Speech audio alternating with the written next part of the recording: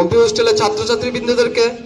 এখন আমাদের আমাদের এই ফাইনাল ম্যাচের শুভ উদ্বোধন করবেন প্রদীপ জ্বালিয়ে শেখর দেবের স্ত্রী।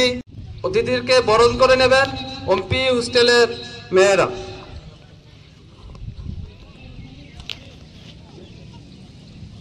প্রত্যেককে বলবো করতালি দিয়ে অভিবাদন করার জন্য।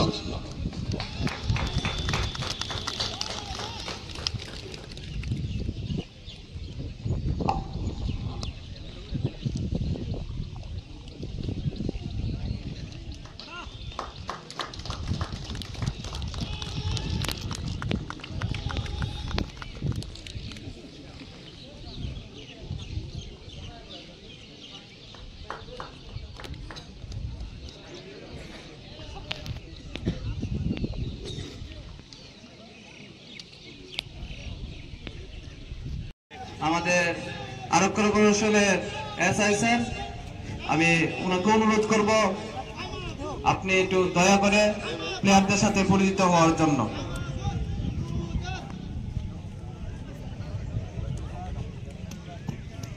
আমি ক্লাবের প্রত্যেক সদস্যদেরকে অনুরোধ রাখবো এই ফাইনাল ম্যাচ যাতে আমরা সুন্দরভাবে সুশৃঙ্খলভাবে পরিচালনা করতে পারি।